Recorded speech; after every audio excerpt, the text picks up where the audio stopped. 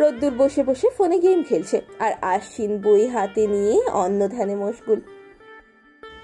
কী নিয়ে এত ভাবছিস? পড়বি না যখন, তাহলে বইটা রেখে দে। রোদ্দুরের কথায় বইটা পাশে রেখে দেয় আশ্বিন। রোদ, একটা কথা বলো তো। কি? রাফিন কেমন ছেলে? ফোন থেকে চোখ সরিয়ে আশ্বিনের দিকে তাকায় সে। হঠাৎ এই প্রশ্ন? উত্তর দিবি তুই? কেমন আবার হবে? ভালো ছেলে, হ্যাঁ, একটু ভাব দেখায় বেশি, কিছুটা রুট, তবে ভালো। তুই এত নিশ্চিন্তে কিভাবে বলছিস সে ভালো ছেলে? কতদিন হলো তাকে চিনিস? ভরকে যায় রোদ। আশ্বিন হুট করেই কেন এমন হাইপার হয়ে গেল বুঝে উঠতে পারছে না সে। কি এমন বললাম আমি? রেগে যাচ্ছিস কেন? কিছুটা শান্ত হয় আশ্বিন। মাথাটা কাজ করছে না তার। কি থেকে কি বলছে সে? আচ্ছা এটা বল, রাফিন কি আমার থেকেও বেশি ভালো ছেলে? ভ্রু কুচকে তাকিয়ে থাকে রোদ্দুর। কি বলছে এসব আশ্বিন? মাথা ঠিক আছে তোর? যেটা জিজ্ঞেস করেছি সেটা বল। দীর্ঘ একটা শ্বাস নেয় রোদ্দুর। মাথায় দুষ্টু বুদ্ধি এসে উকি দিচ্ছে তার। তোর থেকে তো ভালো মনে হচ্ছে। সেদিন ক্যান্টিনে কয়েকটা মেয়েকে বলতে শুনেছি রাফিন নাকি সব মেয়েদের ক্রাশ। দেখিস না কিভাবে সবাই হুমড়ি খেয়ে তাকে দেখে? সেদিক থেকে দেখতে গেলে তোর থেকে সে বেশি হ্যান্ডসাম। বলেছে তোকে আমি কি কম হ্যান্ডসাম নাকি? জি, আপনি কম। না হয় তুই বল, তোর ওপর কয়টা মেয়ে ক্রাশ খায়? কয়জন লাগবে না আমার, একজন হলেই হবে। তার ক্রাশ হতে পারলেই চলবে আমার। আশ্বিন রেগে বইটা বিছানায় ধপ করে রেখে এই রুম থেকে চলে যায়। রোদ্দুর অবাক হয়ে তাকিয়ে থাকে তার যাওয়ার দিকে। আজ 2 দিন হলো অধরা আর আশ্বিনের আর আগের মতো কথা হয় না। একে অপরের খুব কাছে থেকেও যেন তারা অনেক দূরে। সেদিন আশ্বিন ক্লাস শেষে অধরাকে খুঁজে না পেয়ে ঈশাকে জিজ্ঞেস করতে যাওয়ার পথে রাফিন আর অধরাকে একসাথে ক্যান্টিনে বসে থাকতে দেখে সে। দুজনে একসাথে গল্প করতে দেখে নীরবে কিছুক্ষণ দাঁড়িয়ে তাদের দেখতে থাকে। অধরা হুট করে কিভাবে এতটা বদলে গেল? 2 দিনের পরিচয়ে রাফিন তার এত আপন হয়ে গেল? কথাগুলো মনে হতেই একরাশ অভিমান এসে ভর করে তার। মুহূর্তেই সে চলে যায় সেখান থেকে। এই 2 দিন অধরা সারাটাক্ষণ মনমরা হয়েছিল। বন্ধু মহলের কেউ তার সাথে কথা বলছে না। আশ্বিনও কেন জানি তার থেকে দূরত্ব বজায় রেখে থাকছে।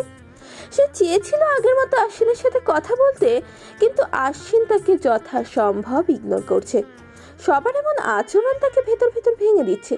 সে যে বাধ্য হয়ে রাফিনের সাহায্যের হাত বাড়িয়েছে। এই মুহূর্তে তো রাফিনের একজন ভালো বন্ধু প্রয়োজন, সে যেন দ্রুত সুস্থ হয়ে উঠতে পারে। তুইও কি রেগে থাকবি আমার উপর ঈশা? হস্টেল রুমে মুখোমুখি বসে অধরা ঈশাকে কথা বললেও অপর প্রান্ত থেকে কোনো উত্তর আসে না। বুঝতে পেরেছি, ভালোই। আমার যখন তোদের সাহায্য প্রয়োজন তখন তোরা সবাই আমার থেকে মুখ ফিরিয়ে নিচ্ছিস। তুই নিজ ভুলে এই দায়িত্ব কাঁধে নিয়েছিস অধরা, এখন আমাদের দোষ দেবে না। কথাগুলো বলে ঈশা পড়ায় মনোযোগী দেয়। নীরবে বসে থাকে অধরা। হুট করে এই কেন জানি কান্না এসে হানা দিচ্ছে তার। ফোনটা হাতে নিয়ে রুম থেকে বেরিয়ে বারান্দায় এসে হাজির হয় সে। 7-5 ভেবে 2বার কল দেয় আশ্বিনকে। 3বারের বার ফোন রিসিভ করে আশ্বিন। আপনি আমার সাথে আগের মতো কথা বলছেন না আশ্বিন? আমাকে ইগনোর করছেন কেন? কি করেছি আমি? উত্তর আসে না অপর প্রান্ত থেকে। এবার আর নিজেকে সামলাতে পারে না অধরা। চোখ বেয়ে নেমে আসে অশ্রুধারা। কথা বলছেন না কেন? কি বলবো আমি? তাছাড়া তোমার সময় কোথায় আমার সাথে কথা বলার? আমি ভাবছিলাম হঠাৎ কি মনে করে কল করলে আজ, কারণ গত 2 দিন আমার সাথে কথা বলার ফোন কিংবা একটা মেসেজ দেওয়ারও প্রয়োজন তো মনে করোনি তুমি। আপনি কেন দেননি ফোন? চুপ হয়ে যায় আশ্বিন। উত্তর দেওয়ার মতো কোনো কথা তার জানা নেই। সে যে বলতে পারছে না যে ভালো লাগছে না তার রাফিন আর অধরাকে পাশাপাশি দেখলে। সে যে খুব করে চায় অধরা শুধু তার সাথেই থাকুক, তার সকল দুষ্টুমি পাগলামি সবকিছু ঘিরে সেই থাকুক। কারণ তোমার এখন কথা বলার মতো নতুন বন্ধু আছে, ব্যস্ত থাকো তুমি এখন। আর আপনি? আপনি বন্ধু না আমার? আমার কোনো গুরুত্ব নেই আপনার কাছে? তুমি আমার কাছে অনেক গুরুত্বপূর্ণ অথরা।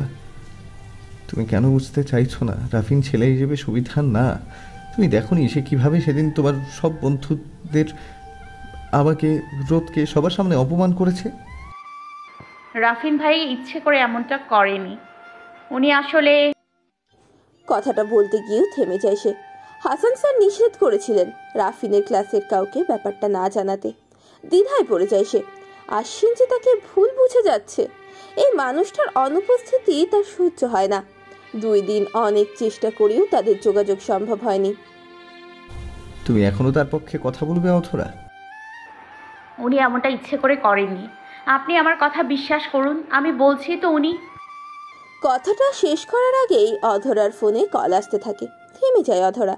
ফোনের উপর রাফিনের নাম জ্বলছে। ফোন আসছে আমার, আমি একটু পরে কল দিচ্ছি। রাফিন কল করেছে? হুম। মৃদু স্বরে কথাটা বলতেই একটা তাচ্ছিল্যের হাসি দেয় আশ্বিন। আল্লাহ হাফেজ। আর কোনো কথা বলার নেই তার। ফোনটা কেটে দেয় সে। থমকে গিয়ে বসে থাকে অধরা। একটি পরিস্থিতি তার সবটা বদলে দিচ্ছে। না জানি এর শেষ কবে হবে। দেখতে দেখতে 1.5 মাস পার হয়ে যায়। অধরার সাথে আশ্বিনের দূরত্ব আগের থেকে অনেক বেশি। সবাই দুজনের এমন পরিবর্তন দেখে হতভম্ব। কলেজের নবিতা ডোরেমন্ডুর জুটি ছিল 2 জন, এমন এখন একে অপরের সাথে যোগাযোগ বিচ্ছিন্ন। অধরা আর তার বন্ধুদের দেখা যায় রাফিনের সাথে, আর আশ্বিনকে দেখা যায় রোদ্দুরের সাথে। শুধু যোগ হয়েছে মারিয়া। একই কলেজে একই ছাদের নিচে থেকেও 2 জন অচেনা অজানা। রাফিন এখন আগের থেকে অনেকটা সুস্থ। আগের মতো এখন হুটহাট সে অস্বাভাবিক আচরণ করে না। অধরা আর তার বন্ধুদের সহযোগিতায় রাফিনের ঔষধ আর সকল নিয়ম মোতাবেকই থেকেছে সে। আর একমাত্র 1 মাস বাদে ফাইনাল পরীক্ষা। সবাই যে যার মতো ব্যস্ত লেখাপড়ায়। শেষ মুহূর্তে পড়ার প্রস্তুতির জন্য রোদ্দুরের ফ্ল্যাটে চলে এসেছে আশ্বিন। 2 দিন পর পরীক্ষা। মাথায় কাজ করছে না আমার। মনে হচ্ছে এখনো কিছুই পড়িনি। বইয়ের পাতা উল্টে কথাটা বলেই আশ্বিনের দিকে তাকায় সে। নির্লিপ্ত হয়ে বসে আছে আশ্বিন। কোন ধ্যানে আছিস তুই? পড়বি না নাকি এখন অধরার জন্য বিলাপ করবি? বিরক্তি ভাব নিয়ে ফিরে তাকায় আশ্বিন। এই ছেলে সব সময় তার মন খারাপের মুহূর্তে যত সব বেহুদা কথা বলছে। অধরাকে যখন এতই ভালোবাসিস তাহলে প্রকাশ কর তার কাছে। শুধু শুধু রাগ অভিমান করে তাকে অন্য কারো দিকে ঢেলে দিচ্ছিস কেন? ভ্রু কুচকে থাকে আশ্বিন। রোদ্দুর তাকে কি বলতে চাইছে? কি বলবো আমি? কি বলবি মানে? আশ্বিন, তুই ভালোবাসিস অধরাকে। এই 1 মাসে বুঝতে পারলি না তুই তাকে ছেড়ে কেমন অসহায়? কোথায় গিয়ে তুই অধরাকে মনের কথা বলবি, তাকে রাফিনের থেকে না যেতে ধীরে ধীরে বোঝাবি। এমন কিছু না করে উল্টো তুই অধরার দিকে ওই মারিয়ার সাথে ঘুরিস। রোদ্দুরের শেষ কথায় আছে ক্ষোভ। একটি দীর্ঘশ্বাস ফেলে আশ্বিন। হয়তো রোদ ঠিকই বলছে, তার চেষ্টা করা উচিত। বল এখন কি করব আমি? কি করবি মানে? ফোন কর অধরাকে, বল আজকে বিকেলে তোদের ওই লেকের পাড়ে দেখা করতে। কিছুক্ষণ ভেবে মাথা নেড়ে সম্মতি দেয় সে।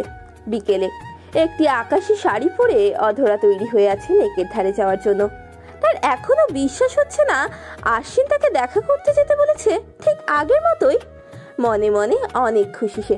হালকা করে সাজগোজ করে জলদি তৈরি হচ্ছে। এই নে গজরা, খোপায় পড়লে তোকে অনেক সুন্দর লাগবে। বাই দি ওয়ে, এত সুন্দর করে সেজেছেন, কোনো বিশেষ কিছু আছে নাকি? একটা লাজুক হাসি দেয় অধরা। আশ্বিন তার কাছে সব সময় বিশেষ। এতদিন পর নিজে থেকে ফোন করাতে সে বেশি আবেগী হয়ে পড়েছে। তাই আবেগ ধরে রাখতে পারেনি। জলদি তৈরি হয়ে ঈশাকে বিদায় জানিয়ে বেরিয়ে আসে সে। সেই পুরনো বেঞ্চে বসে আশ্বিনের অপেক্ষা করছে অধরা। একটু আগেই মহাশয় জানিয়েছেন উনি প্রায় পৌঁছে গিয়েছেন, তাই অধীর আগ্রহ নিয়ে বসে আছে সে। হঠাৎ কেউ একজন পেছন থেকে তার মাথায় টোকা দিতেই অধরা আশ্বিন ভেবে মুচকি হেসে পেছন ফিরে থমকে যায়। আপনি? হ্যাঁ আমি। মনে হচ্ছে আমাকে দেখে চমকে গিয়েছো। আপনি এখানে কি করছেন রাফিন ভাইয়া? কি করব, ঘুরতে এসেছিলাম। দেখছো না আজকের আবহাওয়া কত সুন্দর। ভালোই হলো তোমাকে পেয়ে, একজন সঙ্গী পেয়ে গেলাম। চুপচাপ দাঁড়িয়ে আছে অধরা। আশ্বিন হয়তো যে কোনো মুহূর্তে চলে আসবে, আর এসে যদি রাফিনকে দেখে। আমি আসলে একটা দরকারে এসেছি। সাজুগুজু করে এসেছো কারোর সাথে দেখা করতে? জি আসলে আসি। আর কথা বলা হয়নি তার। একটু দূরেই পেছনে এসে হাজির হয় আশ্বিন। রাফিনকে এখানে দেখে সে অবাক হয়। অধরা শেষ পর্যন্ত এখানেও রাফিনকে নিয়ে এসেছে। কথাটা মনে হতেই অধরার প্রতি রাগ হচ্ছে তার। এদিকে অধরা আশ্বিনকে দেখে থমকে যায়। ভয়ে ভয়ে মাথা নেড়ে বোঝাতে চাইছে সে রাফিনকে নিয়ে আসেনি এখানে, কিন্তু মহাশয় তার বোঝার আগেই রাগে হাতে থাকা লাল গোলাপটা ছুঁড়ে ফেলে চলে যেতে শুরু করে। এই ভয়েই ছিল অধরা। রাফিন পাশ কাটিয়ে দৌড়ে যেতে থাকে আশ্বিনের পিছু। আশ্বিন ভাইয়া, আমার কথাটা একবার শুনুন প্লিজ। আমি জানতাম না উনি এখানে আসবেন। আশ্বিন ভাইয়া। কথা শোনার নাম নেই তার। দ্রুত গতিতে সে গাড়িতে উঠে চলে যায় সেখান থেকে। একা দাঁড়িয়ে থাকে অধরা। ভাঙা ভারাক্রান্ত মন তার। আজ যেন কান্নারা বাঁধ ভেঙে দিয়েছে তার। আশ্বিন কিভাবে তাকে একা ফেলে চলে গেল? একটুও বিশ্বাস করলো না তাকে। এদিকে পেছনে দাঁড়িয়ে রাফিন সবটা নীরবে দেখতে থাকে। সকাল সকাল কলেজে এসেই রোদ্দুর হন্যে হয়ে খুঁজে যাচ্ছে রাফিনকে। আশ্বিন গতকাল সারাটা রাত তার পাশেই ছিল। কতটা আহত হয়েছে সে বন্ধু হিসেবে সেই আন্দাজ আছে তার। তাই সে সিদ্ধান্ত নিয়েছে দুজনের মধ্যে দেয়াল সৃষ্টিকারী রাফিনকে সে জব্দ করবে। কি সমস্যা তোমার? অধরা আর আশ্বিনকে মাঝে দূরত্ব তৈরি করে দাঁড়িয়ে আছো কেন? কি চাও তুমি? সবে মাত্র কলেজে এসে বাইক পার্ক করছিল রাফিন। এর মাঝে রোদ্দুরের কথায় আরো বিরক্ত হয় সে। কি বলতে চাও তুমি? অধরা আমার বন্ধু। কিসের বন্ধু? এই বন্ধুত্বের কোনো দাম নেই, যে কিনা নিজের জন্য তাকে সবার থেকে আলাদা করে ফেলে। তোমার আসার আগে অধরা চঞ্চল ছিল, হাসি খুশি ছিল। দেখো এখন কেমন মনমরা হয়ে গিয়েছে। বন্ধু বলো, তার মর্যাদা দাও তাকে। অধরা যথেষ্ট ভালো আছে, তুমি এসব শুধুমাত্র তোমার বন্ধুর জন্য বলছো। তুমি চাও দুজন এক হোক, এটাই তো? আসলে কি জানো, আশ্বিনের মতো ছেলে অধরাকে ডিজার্ভ করে না। আর এই কথা বলার তুমি কে হও? রেগে গিয়ে কথাগুলো বলতে থাকে রোদ্দুর। কথায় কথায় দুজনের মাঝে ঝামেলা শুরু হয়। আশেপাশে সবাই দাঁড়িয়ে তামাশা দেখতে শুরু করে। আশেপাশে ছড়িয়ে যায় তাদের খবর। এদিকে রোদ্দুর রাগের বশে রাফিনের শার্টের কলার চেপে ধরায় মাথাটা খারাপ হয়ে যায় রাফিনের। পুরনো রাগ ফিরে আসতে শুরু করে তার। মুহূর্তে তাই হ্যালুসিনেশন হতে শুরু করে যে তাকে সবাই পাগল বলে মজা করছে। তাই রেগে গিয়ে এক ধাক্কা দিয়ে ফেলে দেয় সে রোদ্দুরকে। আর পাশে থাকা একটা মাঝারি আকৃতির লোহার রড তুলে নিয়ে আচমকা মারতে শুরু করে সে রোদ্দুরকে। হঠাৎ মাথায় সজোরে একটা আঘাত করতেই মাথা ফেটে জ্ঞান হারায় রোদ্দুর ভাইয়া। দূর থেকে দৌড়ে ছুটে এসে রোদ্দুরের কাছে বসে পড়ে অধরা। রাফিনকে ইতিমধ্যে সবাই দূরে সরিয়ে নিয়েছে। হতভম্ব হয়ে অধরা একবার রোদ্দুরের দিকে তাকিয়ে অবাক হয়ে ফিরে তাকায় রাফিনের দিকে। মাটিতে পড়ে থাকা রোদ্দুরের দিকে বিস্ময় নয়নে তাকিয়ে আছে অধরা। চারপাশে হইচই হট্টগোল। কয়েকজন ছেলে এসে রাফিনকে চেপে ধরে আছে। হিংস্র পশুর ন্যায় বিলাপ করছে সে। অধরার বিশ্বাস হচ্ছে না কোনো কিছুই। একটু আগেও তো সবটা স্বাভাবিক ছিল, হুট করে সব কিভাবে পাল্টে গেল? স্তব্ধ সে। মস্তিষ্কের কার্যকর ক্ষমতা যেন আজ হারিয়ে গিয়েছে তার। সে ভুলে গিয়েছে কোথায় আছে সে। কি হচ্ছে এখানে? এদিকে সবার হইচই আরো উন্মাদ করে তুলছে রাফিনকে। বারবার হ্যালুসিনেশন হচ্ছে তার। চোখ বারবার যাচ্ছে রোদ্দুরের পাশে বসে থাকা অধরার দিকে। সে ভুলে গিয়েছে কে এই মেয়ে। এই মুহূর্তেও তাকেও বিষের ন্যায় মনে হচ্ছে তার। তাই সবার থেকে কোনো রকম নিজেকে ছাড়িয়ে হাতে থাকা লাঠি নিয়ে এসে যেই না আঘাত করতে যাবে অধরাকে, ঠিক তখনই অধরা জ্ঞান হারিয়ে মাটিতে লুটিয়ে পড়ে। শুধু মনে আছে আবঝাবঝা চোখে সে সামনে আশ্বিনকে দেখেছিল, আর কিচ্ছু মনে নেই তার। পুরো কলেজ জুড়ে উক্ত ঘটনা বাতাসের মতো বয়ে যাচ্ছে। কেউ কেউ আবার কথার প্রসঙ্গে আরো চারটে কথা মিশিয়ে বলে বেড়াচ্ছে। তবে তাদের মূল কথাটা হলো অধরার জন্য রাফিন আর রোদ্দুরের মাঝেই ঝামেলা লেগেছে। আজ 5 দিন হলো রোদ্দুরের জ্ঞান আসেনি। হসপিটালের এমার্জেন্সি ওয়ার্ডে তাকে রাখা হয়েছে। তার পরিবারের সবার অবস্থা ভীষণ শোচনীয়। একমাত্র সন্তান হিসেবে রোদ্দুরের বাবা মায়ের এই কষ্ট সহ্য হচ্ছে না আশ্বিনের। তার বারবার মনে হচ্ছে রোদ্দুরের এই অবস্থা তার জন্য, সে নিজে দায়ী। এভাবে ভেঙে পড়ো না আশ্বিন, রোদ্দুর খুব শীঘ্রই ঠিক হয়ে যাবে। ইনশাল্লাহ। মারিয়া রোজ যদি সুস্থ না হয় তাহলে আমি নিজেকে কখনো ক্ষমা করতে পারবো না। এখানে তোমার কি দোষ আশ্বিন? সব দোষ তো রাফিনের আর অধরার। এই শান্তশিষ্ট ভোলাভালা মেয়ে অধরা একসাথে তোমাদের দুজনের মনের নিজের জন্য জায়গা করে নিয়েছে। দুজনকেই সে শুধু ব্যবহার করেছে। কি বলছো এসব? বাজে কথা বলবে না, এমনিতেই মন ভালো নেই আমার। বাজে কথা বলছি না, আমি সত্যি বলছি। এতদিন ওই মেয়ে তোমাকে সহজ সরল পেয়ে তোমার পিছু পিছু ঘুরঘুর করেছে। তারপর যেই না কলেজে একজন হ্যান্ডসাম ছেলে আসলো তখনই তোমাকে ফেলে সে হন্যে হয়ে লেগেছে তাকে ইমপ্রেস করতে। আর দেখো কিভাবে সফলও হয়েছে উনি। থামো মারিয়া। না আশ্বিন, বোঝার চেষ্টা করো তুমি। যেখানে রাফিনের জন্য সব মেয়েরা পাগল, সেখানে রাফিন কিনা পছন্দ করলো এমন একটা কালো কুৎসিত মনের মেয়েকে। আর সেও এই লোভ সামলাতে না পেরে কিভাবে রাজি হয়ে 1 মাস ঘুরঘুর করলো দুজন। তুমি তো নিজ চোখেই দেখেছো সব। উত্তর দেয় না আশ্বিন। অধরার বিপক্ষে কোনো কথাই শুনতে ইচ্ছে হচ্ছে না তার, তবুও আজ সে নিশ্চুপ। অধরা যদি এতই ভালো হতো তবে এত কিছুর পরও সে বলতো না রাফিন ইচ্ছে করে রোদ্দুরের এমনটা করেনি। আস্ত ড্রামা কুইন। কথাগুলো বলে মুখ ভেঙচি কাটে মারিয়া। এদিকে হোস্টেলে মন বসছে না অধরার। সে কোনো মতে মানতে পারছে না তার খামখেয়ালির জন্য রোদ্দুরের আজ এই অবস্থা। সকালে রাফিন আর হাসান স্যারকে পুলিশে নিয়ে গিয়েছেন জিজ্ঞাসাবাদের জন্য। মাথাটা ঠিক নেই কারোর। অধরা নিজেকে সামলাতে না পেরে ঈশাকে নিয়ে দ্রুত চলে এসেছে হসপিটালে। তখন আশ্বিন আর মারিয়া বসেছিল পাশাপাশি। রোদ্দুর ভাইয়া এখন কেমন আছেন আশ্বিন ভাইয়া? নিশ্চুপ আশ্বিন, মাথা নত করে নীরবে বসে আছে সে। পাশে থাকা মারিয়ার চোখে মুখে বিরক্তির ছাপ স্পষ্ট। কেন এসেছো তুমি এখানে? রোদ্দুর ভাইকে দেখতে এসেছি। আর কোন কারণে আসবো মারিয়া আপু? অবশ্যই দেখতে এসেছো যে রোদ্দুর এখনো বেঁচে আছে কিনা। খুব দ্বিধায় আছো নিশ্চয়ই যে এখনো বেঁচে আছে রোদ্দুর। এসব কি বলছো আপু? রোদ্দুর ভাইয়া কি আমার শত্রু? এমন সব কথা আমি কখনো কল্পনাও করিনি। তাহলে কি কল্পনা করেছো তুমি? রোদ্দুরকেও ফাঁসানোর কথা কল্পনা করেছিলে নাকি? মারিয়া আপু, চেঁচিয়ে ওঠে অধরা। ন্যূনতম মানবতা বেছে নেই এই মেয়ের মাঝে। আশ্বিনের কাছে ভালো সাজার জন্য সে এমন পরিস্থিতিতেও বাজে বকে যাচ্ছে।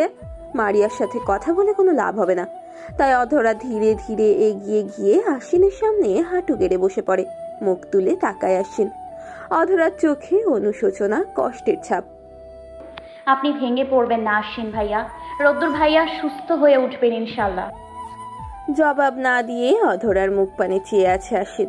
মেয়েটি এই কদিন ঠিক মতো ঘুমায়নি, চোখের নিচে কালি পড়ে গিয়েছে তার। মায়া হচ্ছে তার অনেক বেশি। শুনেছো নিশ্চয়ই রাফিনকে পুলিশ নিয়ে গিয়েছে। ছোট্ট করে উত্তর দেয় অধরা।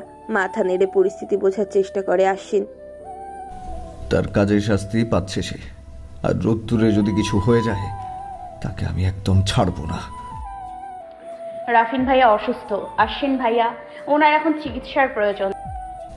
রাফিনের চিকিৎসার ব্যবস্থাই তো করছি অধরা। আশ্বিনের শান্ত কণ্ঠে বলা কথাটার উত্তর দিতে পারে না অধরা। নীরবে চোখ বেয়ে গড়িয়ে পড়ে অশ্রুকণা। কেউ বুঝতে চাইছে না তার কথা, কেউ না। কার জন্য কাঁদছো তুমি? রোদ্দুরের জন্য নাকি রাফিনের জন্য?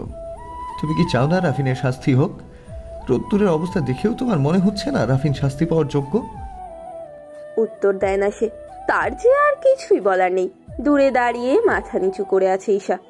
অধরা নিজ থেকে সত্যটা না স্বীকার করলে সে যে কিছুই বলতে পারবে না। এদিকে অধরা নীরবতায় অবাক হয় আশ্বিন। এতটা রাফিনের প্রতি ভক্ত হয়েছে সে। চলে যাও এখান থেকে। কঠোর কণ্ঠ শুনে সামনে তাকায় অধরা। আশ্বিনের চোখে মুখে কঠোরতা বিরাজমান। আশ্বিন, আমি বলেছি চলে যাও এখান থেকে। তোমাকে আমি আর দেখতে চাই না। তোমার মুখ দেখলে আমার আবার ভুলের কথা মনে পড়ছে। তোমার সাথে পরিচিত হওয়াই আমার ভুল ছিল। মুখ দেখতে চাই না তোমার। শুনতে পেরেছো তুমি অধরা? চলে যাও তোমার রাফিনের কাছে। আর কখনো আমার সামনে আসবে না তুমি।